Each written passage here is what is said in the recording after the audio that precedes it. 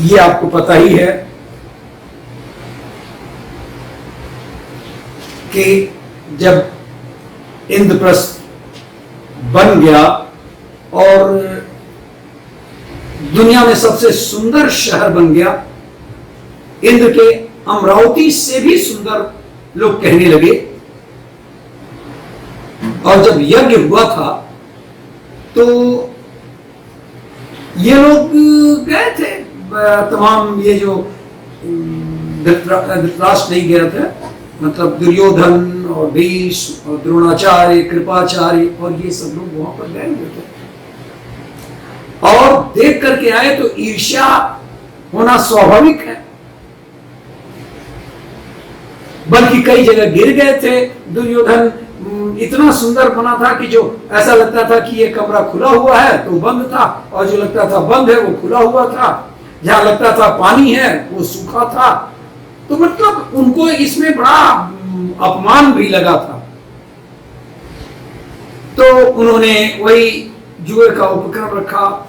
श्रेष्ठ युधिष्ठिर ने न चाहते हुए भी धृतराष्ट्र की बातें मानी और शकुनी के कुचाल से वो सब कुछ हार गए। एक बार नहीं, दो दो बार। अभी एक बार हार करके लौटा दिए थे,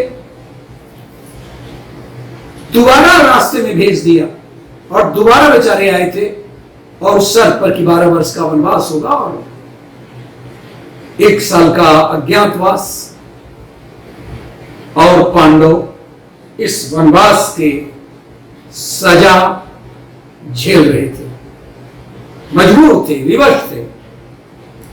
तो जब पांडव वनवास जाने लगे तो राजा धृतराष्ट्र ने विदुर से पूछा कि ये बताओ कि किस प्रकार पांडव वन में जा रहे हैं, उसका वर्णन करके बताओ।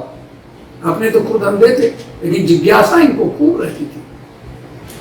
विदुर ने बताया कि धर्मराज युधिष्ठिर अपनी आंखें बंद की हुई। क्यों क्यों आंखें बंद किया हुआ? इसलिए कि कहीं उनकी क्रोधपूर्ण आंखों के सामने पड़कर कौरव या कौरव परिवार का कोई व्यक्ति भस्म न हो जाए। भीम अपनी बाहें फैलाकर दिखाते हुए जा रहा है कि समय आने पर मैं अपने बाहुबल से कौरवों का नाश करूंगा। अर्जुन धूल उड़ाते चल रहे हैं, यह क्रोध का संकेत है। और ये भी बता रहे हैं कि युद्ध के समय में इसी तरह से ऐसे ही बाण वर्षा करेंगे। सहदेव ने अपने मुंह पर धूल मल रखी है जिससे कि कोई उनका मुंह न देख सके। नकुल ने तो अपने सारे शरीर पर ही धूल मल लिया था, अर्थ था कि मेरा सहज रूप देखकर कहीं स्त्रियां मोहित न हो जाएं।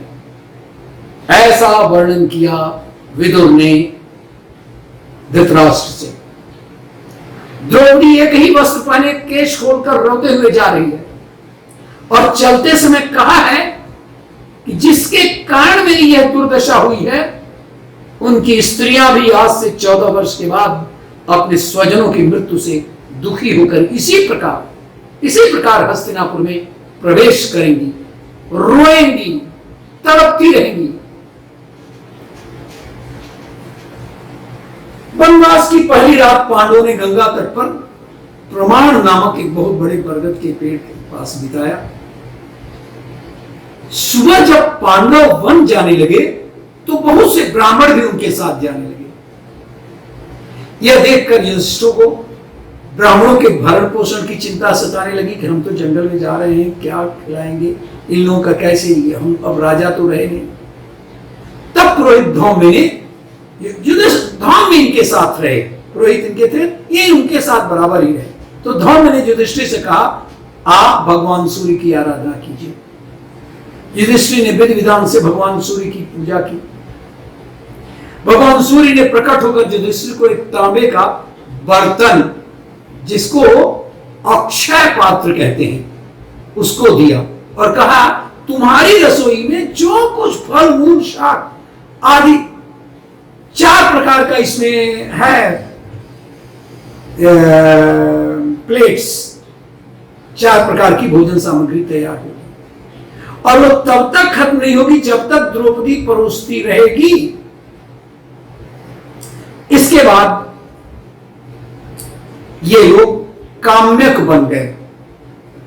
जब भोज, विष्ण, अंधक आदि वंशों के यादव पांचाल के धृष्टद्युम्न, चेद देश के धृष्टकेतु और कैके देश के सगे संबंधियों को जब यह संवाद मिला कि पांडवगण अत्यंत दुखी होकर राजधानी से चले गए और काम्यक वन में निवास कर रहे हैं, तब वे कौरवों पर बहुत चिढ़कर क्रोध के साथ उनकी निंदा और उनकी भर्त्सना करते हुए अपना कर्तव्य निश्चय करने के लिए पांडवों के पास गए।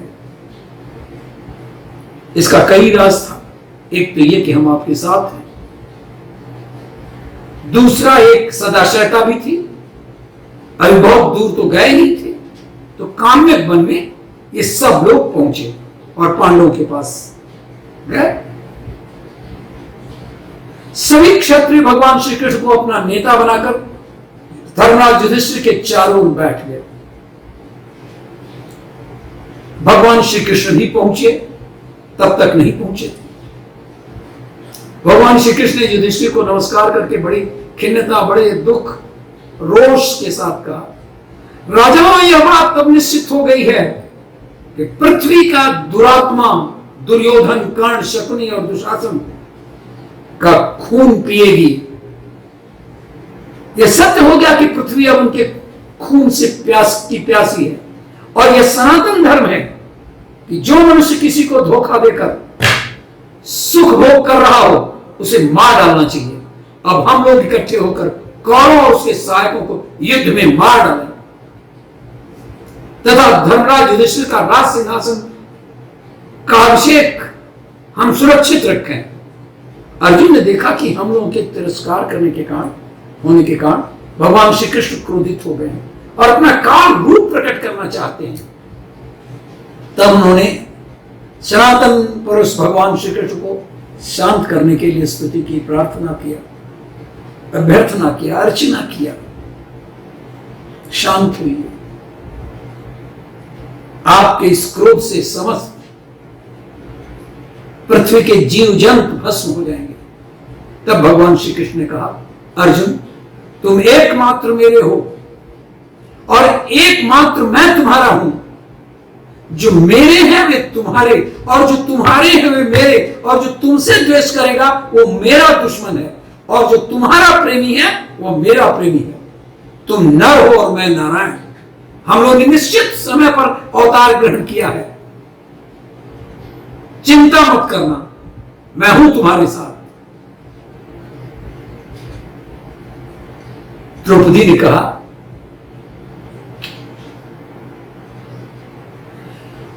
मैं पांडवों की पत्नी, धृष्टद्युम्न की बहन और आपकी सखी हूं। मुझ जैसी गौरवशालिनी स्त्री कृष्ण कौरवों की भरी सभा में घसीटी जाए, कितने दुख की बात है। कौरवों ने बेईमानी से हमारा राज्य छीना, वीर पांडवों को दास बना लिया, और राजाओं से भरी सभा में मुझे एक वस्त्रा रजस्वला स्त्री को चोटी पकड़कर घसीट लिया गया। मधुसूदन, मैं जानती हूं कि गांडीव धनुष को अर्जुन, भीमसेन और आपके अतिरिक्त कोई नहीं चला सकता था। फिर भी भीमसेन और अर्जुन मेरी रक्षा नहीं कर सके। धिक्कार है इनके बल पर उसको। इनके जीते जी दुर्योधन क्षण भर में कैसे जीवित है। ये वही दुर्योधन है जिसने अजात शत्रु पांडवों की, इनकी माता के साथ हस्तिनापुर से निकाल दिया। इसी ने भीमसेन को विष देकर मारने की चेष्टा की थी। भीमसेन की आयु शेष थी और विष पी करके भी वो बच गए, ये दूसरी बात है।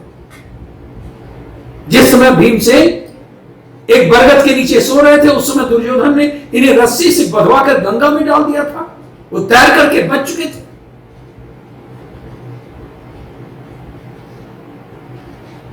रस्सी तोड़ ताड़ कर तैर कर बाहर निकल गए। सांपों से डसवाने में भी उसने कोई कोस कसर नहीं की। जिस समय हमारी सास अपने 5 पुत्रों के साथ बाणावत नगर में सो रही थी, उसने आग लगाकर उन्हें जला डालने की चेष्टा की। ऐसा नीच कर्म, ऐसा दुष्ट कर्म भला कोई मनुष्य कर सकता है? श्री कृष्ण मुसद्दी की चोटी पकड़कर दुशासन ने भरी सभा में खींचा, घसीटा, और ये पांडव देखते रह गए। द्रौपदी के आंखों से आंसू की धारा बह चली। वो अपना मुंह ढककर रोने लगी, उसकी सांस लंबी चलने लगी। उसने अपने को संभाला और रुधिर कंठ में क्रोध से भरकर फिर कहने लगी, श्री कृष्ण,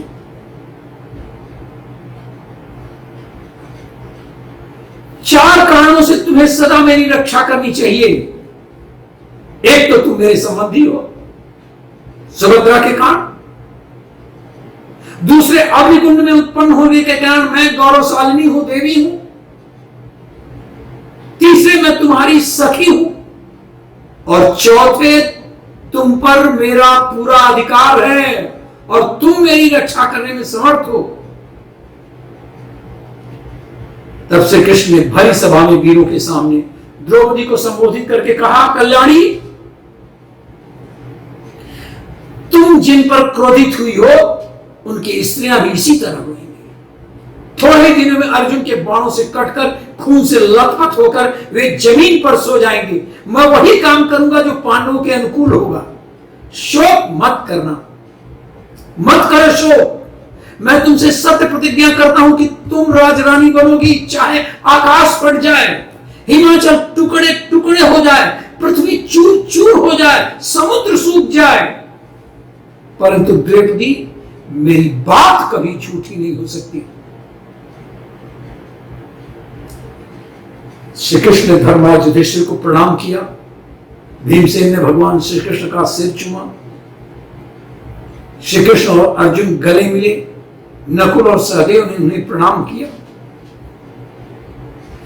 द्रौपदी ने अपने आंसुओं से श्री कृष्ण को भिगो दिया। श्री कृष्ण तब अपने रथ में सुभद्रा और अर्जुन को बैठाकर युधिष्ठिर को बार बार धीरज देकर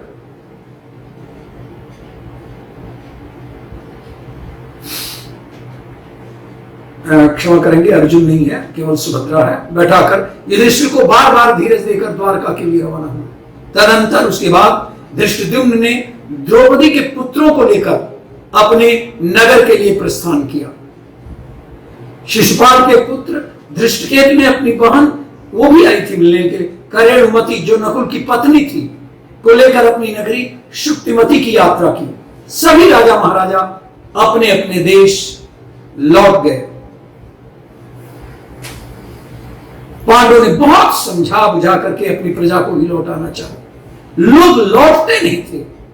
बड़ा ही कार्मिक दृश्य था वो, बड़ा ही अद्भुत दृश्य था। जो भी हो, किसी प्रकार सबके लौट कहने पर धर्मराज युधिष्ठिर ने ब्राह्मणों का सत्कार किया, लौटने के लिए राजी किया और उनसे आगे बढ़ने की आज्ञा भी मांगी।